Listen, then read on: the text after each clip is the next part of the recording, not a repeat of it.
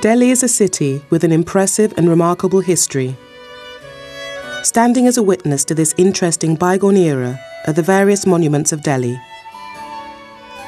The commercial and business hub of India, Delhi has been witness to a tumultuous history of the uprising and fall of many empires.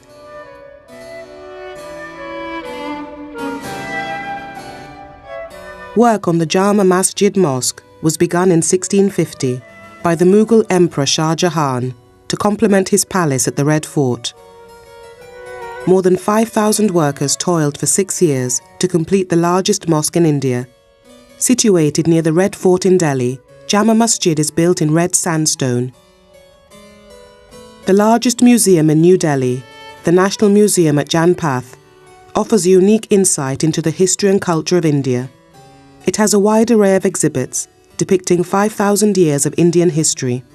The 3 floors of the museum offer splendid and priceless pieces of Indian art and sculpture that have been arranged in galleries according to the period they belong to.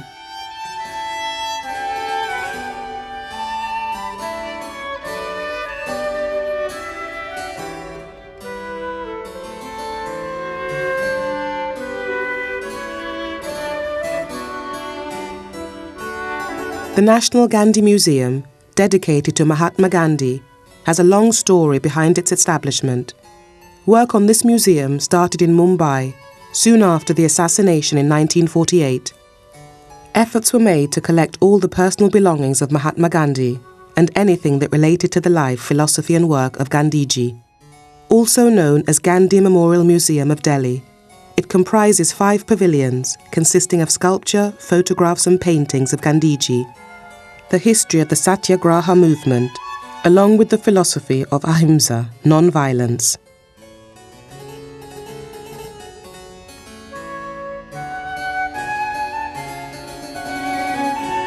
Mahatma Gandhi is one of the most fascinating personalities of the 20th century.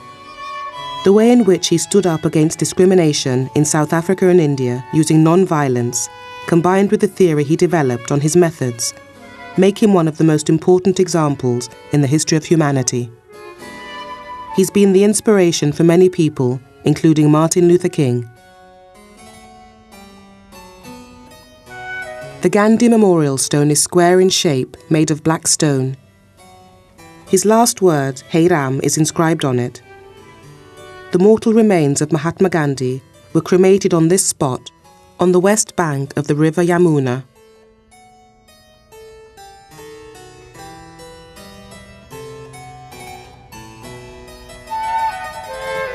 Parliament House accommodates the 2 Houses of Parliament, the House of the People and the Council of States. Meetings are held in the domed circular central hall and the 3 semicircular buildings.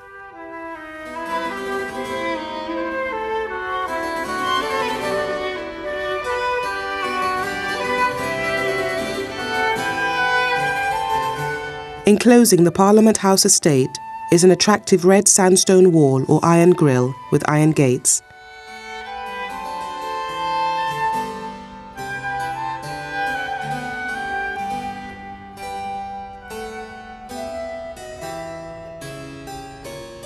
It was decided in the Delhi Durbar of 1911 that the capital of India would be shifted from Calcutta to Delhi. Built as the Viceroy Lodge, Delhi Rashtrapati Bhawan comprises 4 floors and 340 rooms. Now known as the President House of New Delhi, it's spread over an area of approximately 60,960 square meters. It took 18 years to construct this building, and on the 18th year of its completion, India became independent.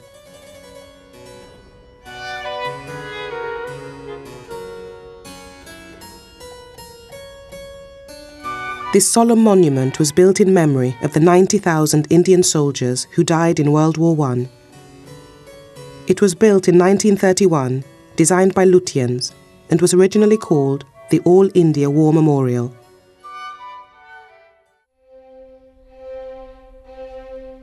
The importance of Humayun's tomb in the evolution of Mughal architecture is great. It's the first of a long series of dynastic tombs and innovative in a number of ways, notably due to the fact that it introduced the garden tomb to the subcontinent. Humayun had travelled widely in the Islamic world, particularly in Persia and Central Asia, and brought back with him ideas that were applied by the architect of his tomb, under the direction of his widow, in this tomb.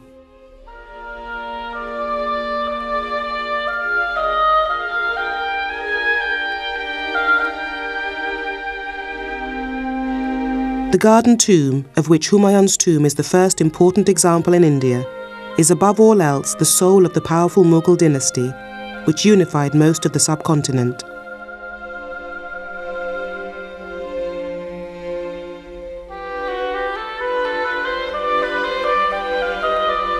Exemplifying the formative stage of the Mughal structural style, Humayun's tomb stands as a landmark in the development of Mughal architecture, and also represents the earliest extant specimen of the Mughal scheme of the garden tomb, with causeways and channels. It's a well-developed specimen of the double-domed elevation, with kiosks on a grand scale. This building tradition culminated in the Taj Mahal, constructed a century later. Despite being the first standardized example of this style, Humayun's tomb is an architectural achievement of the highest order. The tomb of Humayun, second Mughal emperor of India, was built by his widow, Biga Begum, in 1569 to 1570, 14 years after his death, at a cost of 1.5 million rupees. The architect was Mirak Mirza Giyaf.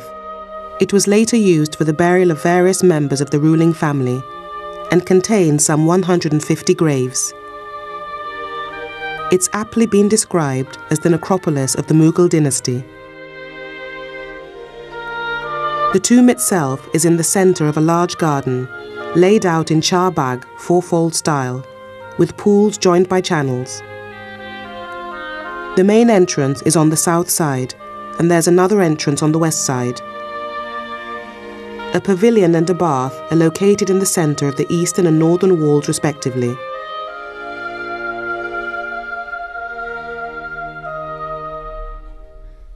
The mausoleum itself is on a high, wide terraced platform with small arched cells along the sides. In plan, it's an irregular octagon with 4 long and 4 short sides. It's surmounted by a 42.5-metre high double dome, clad with marble, flanked by decorative pillared kiosks called Diaries.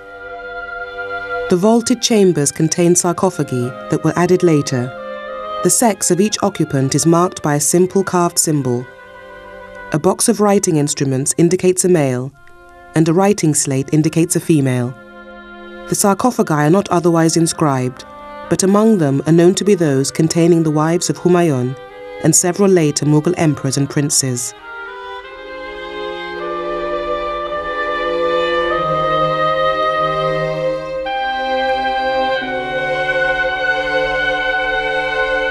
The interior is a large octagonal chamber with vaulted roof compartments, interconnected by galleries or corridors.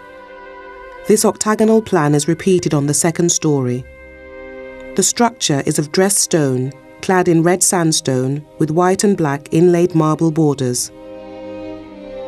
The sarcophagus of Humayun is found in the central domed chamber, the head pointing south and facing east according to Islamic practice. Although the architect of the tomb was imported from Persia, it's been observed that the distinctly Indian aspects of the tomb, such as the Hindu chhatris, the domed pavilions that surround the central dome, set Humayun's tomb firmly in the Indo-Islamic tradition that was already emerging at the time. Many of the tomb's basic elements, such as the octagonal plans and high iwans, are derived from earlier tombs built for Delhi sultans. The unprecedented scale and grandeur of the monument, however, are aspects that were to define much of subsequent Mughal tomb building, and are among the similarities commonly cited between Humayun's tomb and the Taj Mahal in Agra.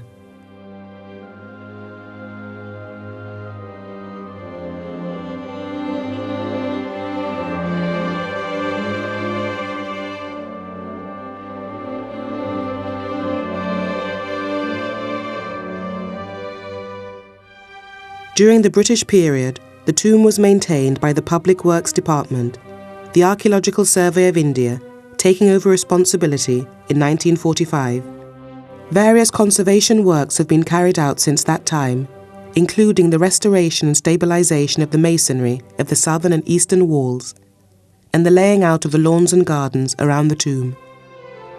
As with all monuments in the care of the Archaeological Survey of India, there's a regular annual monitoring and maintenance program, combined with a rolling program of special restoration projects.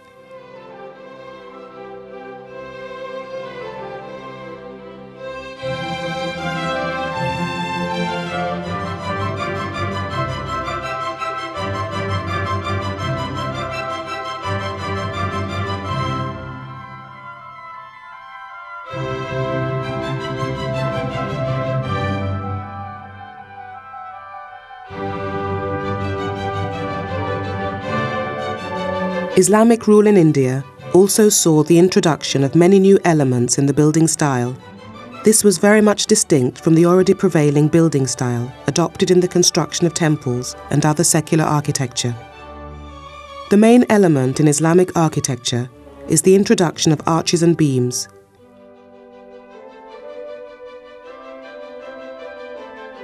The right combination of the red sandstone building medium with the white marble, the latter used as large inlays, exhibits the maturity of this style.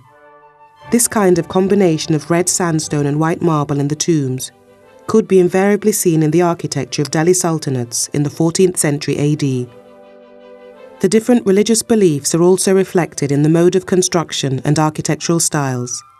The Islamic style also incorporated many elements from the traditional Indian style, and a compound style emanated. The introduction of decorative brackets, balconies and specific decorations in the architecture is an example in this regard. Tomb architecture is also another feature of Islamic architecture, as the practice of the burial of the dead is adopted. The general pattern of tomb architecture consisted of a domed chamber, the hujra, a cenotaph in its centre with a mihrab on the western wall, and the real grave in the underground chamber. To this general tomb architecture, the Mughals added a new dimension by introducing gardens all around the tomb. The garden complex is divided mainly into 4 compartments, which are further subdivided into many square parts, with causeways and water channels, and water pavilions at regular intervals.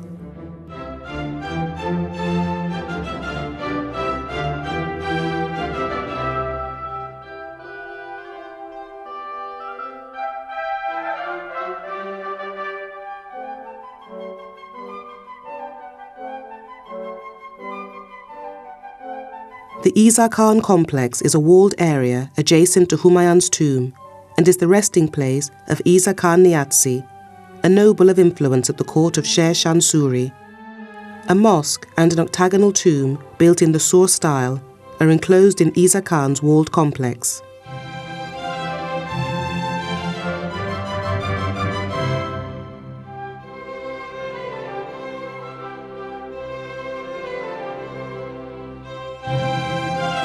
The Humayun tomb complex also houses many other prominent buildings, which are examples of architecture of the period preceding and succeeding Humayun.